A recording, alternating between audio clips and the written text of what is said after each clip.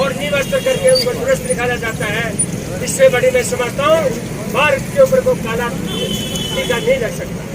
ये मोदी और योगी की सरकार के समय इस प्रकार की हरकत मानवता को कलंकित करने वाली हरकतें हैं।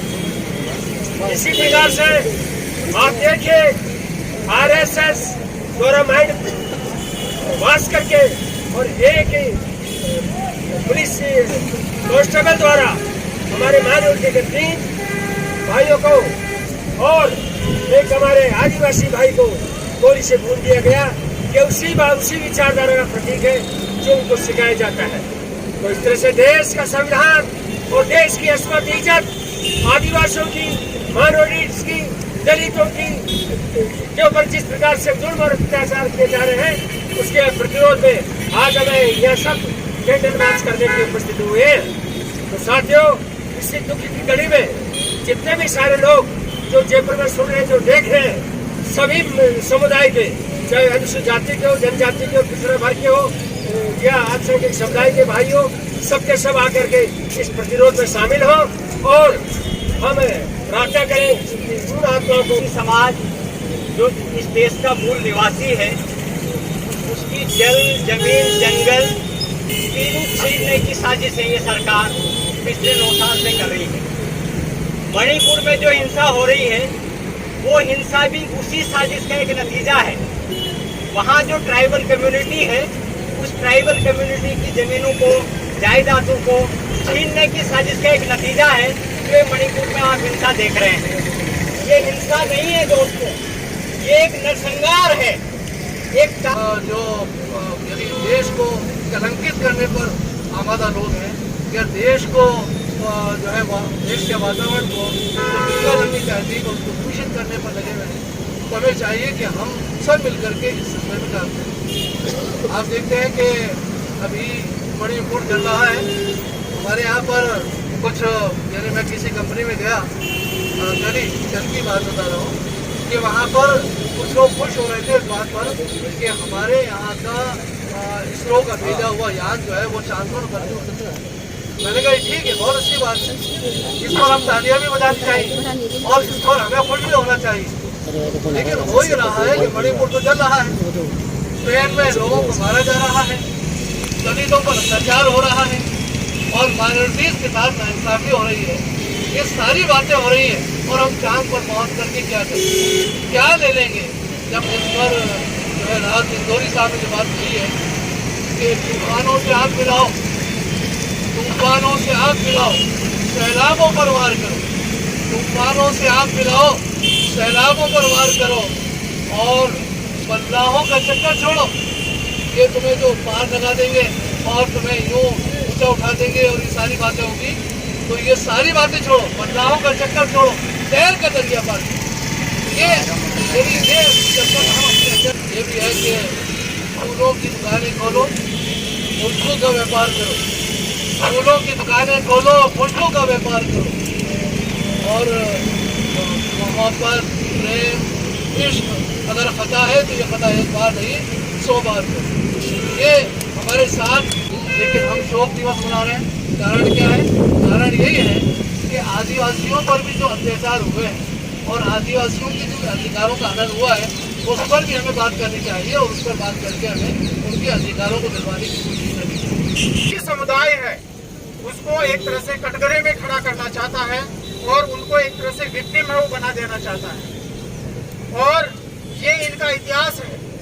अब यहाँ पर हम बात करते हैं, यहाँ पर दिल्ली के आसपास में जो मेवात का जो हमारा जो क्षेत्र है, हरियाणा का जो एरिया है वहाँ पर, अरे ये मेवात है, ये जो मेवाती हैं वो वही मेवाती हैं जिन्होंने बाहर से आए हुए जो आक्रांता है उनका डटकर उन्होंने मुकाबला किया था और आज उनके साथ में भी यानी कि एक तरह से इसी प्रकार की जो बर्बरता है वो अपनाई जा रही है। इनको आपस में लड़ाया जाता है, वहाँ पर बाहर से गुंडों को बुलाया जाता है और उसके बाद में वहाँ पर एक तरह से काल्पनिक कॉन्फ्लिक्ट है वो पैदा किया जाता है, विवाद पैदा किया जाता है और अंततः उसमें जब इनकी पोल खुलती है, जब ये वहाँ पर ये कुछ करने की स्थिति में नहीं होते, तो ऐसी स्थिति में उन्हीं निर्दोष लोगों को जिनको न्याय देना चाहिए इस प्रशासन के द्वारा, जिनको प्रोटेक्ट किया जाना चाहिए उनको प्रोटेक्ट नहीं किया जाता, बल्कि उन निर्दोष लोगों के जो घर है वो जलाने का काम वो किया जाता है। ये कौन सा कल्चर इस देश में आ गया है? अरे ऐसा कल्चर तो उन बर्बर आक्रांताओं के टाइम पर भी नहीं था, जब बहुत बड़े तानाशाह हुआ करते थे। मोदी जी और अमित शाह जी, आप इस बात को कान खोलकर सुन लीजिए। पूरे वर्ल्ड का जो कल्चर है वो डेमोक्रेटिक कल्चर है, और यदि तुम्हारी माँ ने तुम्हें दूध पिलाया है तो तुम जो है यहाँ से इस डेमोक्रेसी को खत्म करके बताओ, अन्यथा ये इस प्रकार की जो फिरका परस्ती है ये बंद करो। इसलिए न्यायपालिका ने जो है तुरंत जो है वहाँ पर चंडीगढ़ हाई कोर्ट ने सुओ मोटो लिया, लेकिन जब तक उन्होंने सुओ मोटो लिया, स्वतः संज्ञान लिया, तब तक तो 300 से ज्यादा जो घर है वो गिराए जा चुके थे, जलाए जा चुके थे। अब हम संकल्प भी लें और साथ ही साथ इस बात को है ज्यादा से ज्यादा हमारे लोगों तक और हमारे वर्गों तक है, निचले यानी कि एक तरह से ग्रास रूट लेवल तक है इस बात को पहुंचाए। और आजाद समाज पार्टी का शराब के प्रदेश प्रभारी जी प्रदेश आचार्य प्रदेश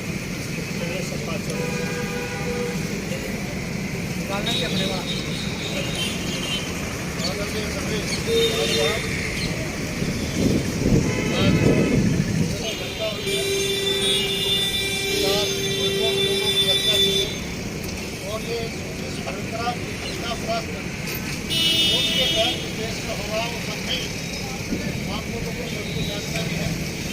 हम जो है यहाँ आयोजन करते हैं और उसका चिंता में की है, और उसके साथ साथ ये उसी कड़ी का हिस्सा है जिस कड़ी में इस देश के किसानों ने जागरूकता फैला के जो लोगों में घटना हुई उस लोगों की घटना को अलग थलग करने का काम किया।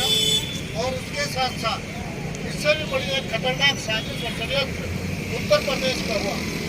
उत्तर प्रदेश में सरकार ने वो पुलवामा टू वहाँ के जो तत्कालीन एसएसपी प्रभाकर चौधरी थे उनकी सूझबूझ की वजह से चल गई, और 100 कांवड़ियों की हत्या करके ये सरकार सहानुभूति लूटना चाहती थी, हिंदू मुस्लिम करना चाहती थी, और हिंदुओं की सहानुभूति लूट के दोबारा 2024 के चुनाव को घासों के रंग में घासों पर राजनीति करके और के रंग में रंगना चाहती थी, उसको भी विफल किया गया। तो आज आपने उसी में जो किसानों ने जागरूकता फैलाई है उनके इनके किसी भी हिंदू मुस्लिम के, जाट गैर जाट के, यादव गैर यादव के, जाटव गैर जाटव के, मराठा गैर मराठा के, पटेल गैर पटेल के, जो इनके जाति तोड़क समाज तोड़क जो कुकर्म है उन कुकर्मों को किस तरह से जागरूक होकर हम लोग विफल कर रहे हैं, उसी कड़ी में आज ये कार्यक्रम यहाँ है। तो ये सबसे बड़े हिटलर शाह साबित हो रहे हैं। इन लोगों को विदा करने का समय है। हम तमाम लोगों को, जो चाहे वो SC ST OBC के लोग हैं और चाहे हमारे अखिलत के साथी हैं, तमाम लोगों को एकजुट होकर इनको जवाब देना पड़ेगा ताकि इस देश में अमन चैन कायम रहे। इस देश के आदिवासियों को, इस देश के मूल निवासियों को, किसान सवेरों को, कामगारों को इस देश में उनकी हिस्सेदारी मिले और उन लोगों को इज्जत और सम्मान के साथ में इस देश में जीने का हक मिल सके। तो जयपुर जो समाज द्वारा मुस्लिमों को एक अपने को गोली मारना ये बहुत बड़ी घटना है। वो सरकार, चाहे वो राजस्थान सरकार हो, चाहे वो सेंट्रल की सरकार हो या किसी और स्टेट की सरकार हो, बड़े हल्के में ले रहे हैं। लेकिन आप लोग जो समझदार लोग हैं वो इस बारे में सोचें कि उन 85% लोगों को, 15% को वोट नहीं देना है, चाहे वो किसी भी पार्टी की। मैं दावे के साथ कह सकता हूँ आज की शाम के बाद अगली शाम वो होगी जिसका आपकी हुकूमत होगी, आपके हाथ में सत्ता होगी। सत्ता का वो जब आपको आप जाता ज़्यादा बोलने का समय नहीं है। सारी बात आपके सामने आ रही है।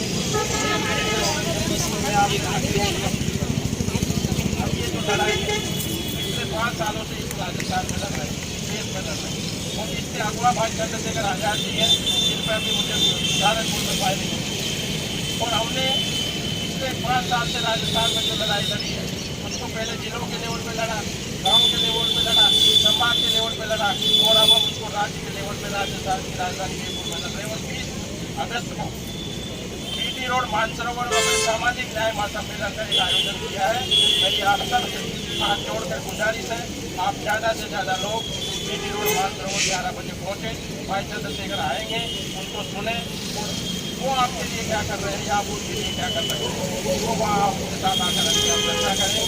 बाकी आज के जो हमारे जो शहीद हैं, चाहे भाई टीकाराम मीणा है, चाहे अख्तर भाई है, चाहे उनके साथ देखिए, ये जो मानसिकता को मैंने आपको बताया मानसिकता सामने आ रही है, और ये मानसिकता जितना हम सोच रहे हैं उतनी छोटी। जो चेतन सिंह है, चेतन सिंह ने मुस्लिम भाइयों पर अटैक किया तो टीकाराम मीणा जी ने उनको बचाने की कोशिश की तो उनको भी मार दिया। अभी कल उनका एक स्टेटमेंट आया है, उन्होंने कहा है कि मैं तो और भी लोगों को मारना चाहता था। इसका मतलब ये जो हमला है ये सुनियोजित था। ये हमला है वो चाहे कांवड़ियों पे सतपाल चौधरी साहब ने कहा कि कांवड़ियों को इनके प्लान क्या है, इंटर कम्युनिटी कोलिशन लेकर के आएंगे। दलितों को भी दलितों में लड़ाएंगे, आदिवासियों को भी आदिवासियों में लड़ाएंगे, माइनॉरिटी को भी माइनॉरिटी में लड़ाएंगे, तब जाकर के इनके मंसूबे पूरे होंगे। हमको इनके मंसूबे पूरे नहीं होने देना है। मैं अपनी बात को, अपनी वाणी को ये विराम देता हूँ। सामने है ना महिला सुरक्षा का कोई उद्देश्य सरकारों का है। सरकारें सिर्फ और सिर्फ वोट बैंक की राजनीति कर रही है। उनके लिए उनको खून खराबा करना पड़े करेंगी, अपने नागरिकों को मरवाना पड़े मरवाएंगी, संविधान का उल्लंघन करना पड़े, संविधान को तार-तार करना पड़े करेंगी। ये सब हमारी सरकारें कर रही है। और दूसरा, हमारी जो अल्प राजनीतिक या संवैधानिक ज्ञान है उसका भी सरकारें भरपूर फायदा उठा रही है। जैसे कि टीकाराम मीणा जी की बांटो और राज करो, प्रोफेसर साहब ने अभी बताया, इनका कॉन्सेप्ट है बांटो और राज करो। एसटी को टुकड़ों में बांट दो, माइनॉरिटी को टुकड़ों में। आदिवासी के अवसर पर आप जो ये मुद्दा जो है मणिपुर में जो हाल ही में हुआ है ना, वो जब हमें पता चला सच्ची में खून खौल उठा, इतना खून खौल उठा। There is no safety and security in this, अपने देश में, अपने राष्ट्र में या आसपास के कहीं भी there is no security for women. We have to protect women के लिए। There are many rights, human rights है, वुमेन के लिए राइट्स है, पर कहीं भी देखो women is always being victim. तो वुमेन के लिए इतने जो लोग प्रोटेस्ट कर रहे हैं, लाइक आदिवासियों के लिए and mainly for women, I strongly believe that हम सबको जागरूक होना है। We have to come out, we have to protest, we have to fight for women, क्योंकि women she is the only soul who give rise to next generation.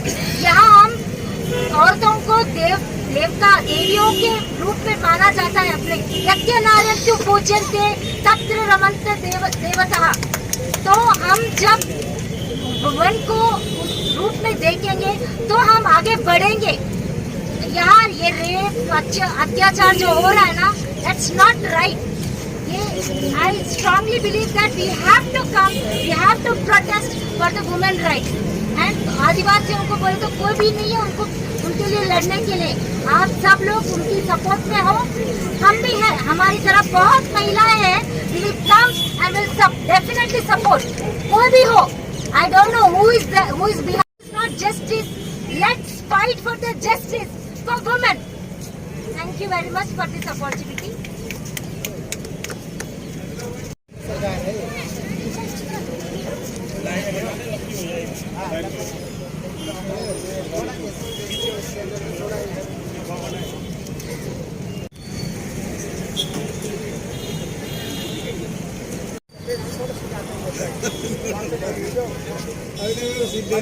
जाओ